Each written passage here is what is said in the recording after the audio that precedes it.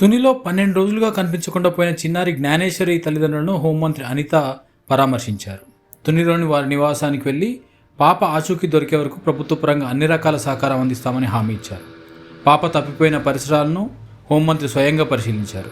ఇంటి నుంచి తోట దాకా స్వయంగా కాలినడకన వెళ్లి పరిస్థితులన్నింటినీ కూడా అధికారుల నుంచి అడిగి తెలుసుకున్నారు. పాప తల్లిని అనిత స్వయంగా ఓదార్చారు.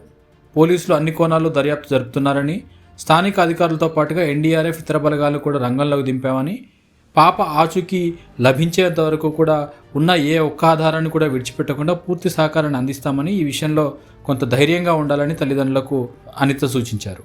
మీరు ఒక చంటి బిడ్డ వీళ్ళు కంప్లైంట్ అడగండి, కలిసి వీళ్ళు అడగండి, మేము లేనప్పుడు కంప్లైంట్ ఇవ్వాలని కూడా తెలియదు. కంప్లైంట్ ఇవ్వకుండానే డిపార్ట్మెంట్ ఇన్వాల్వ్ అయ్యి ఒక చంటి బిడ్డ కనిపించలేదని డిపార్ట్మెంట్ ముందుకు వచ్చి ఆ రోజు నుంచి ఈ రోజు వరకు నిద్రాహారాలు మాని దగ్గర కొండని 2-3 సార్లు ఎక్కి దిగారు NDRF team, forest team. Drones యొక్క థర్మల్ డ్రోన్స్ ని కూడా యూజ్ చేస్తున్నాం, సిడిఆర్లు తీసాం.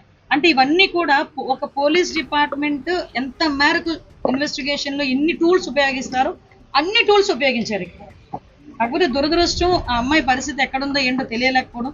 ఇంకొంచెం అగ్రెసివ్ వేలో వెళ్తాం. చాలా మంది సూచనలు సలహాలు కూడా ఇస్తున్నారు, వాటిని కూడా బేస్ చేసుకుంటే మంచి సూచనలు సలహాలు మాకు ఇవ్వండి, డెఫినెట్ గా మేము తీసుకుంటాం. తెలిస్తే కనుక మాకు చెప్పండి, మేము కూడా దాన్ని. సో అన్ని విధాల ప్రయత్నం చేస్తున్నాం. భగవంతుడు నేను ఒకటే కోరుకుంటున్నా, మీ అందరితో పాటు మేము కూడా యాజ్ ఎర్లీ యాజ్ పాసిబుల్ ఆ బిడ్డ తొందరగా ఇంటికి రావాలని కోరుకుందాం.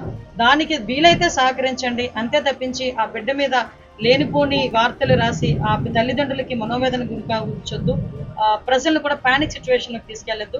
అటువంటి పరిస్థితులు ఏదైనా ఉన్నాయనుకుంటే కనుక డెఫినెట్ గా అంటే నేను ఈ పదం చెప్పాలి, పోలీస్ పరమైన చర్యలు కూడా తీసుకోవాల్సిన అవసరం ఉంటుంది. ఎందుకంటే ఇది చంటి బిడ్డ ఇష్యూ ఒక ఇద్దరు తల్లిదండ్రుల తాలూకా మనోవేదనకు సంబంధించిన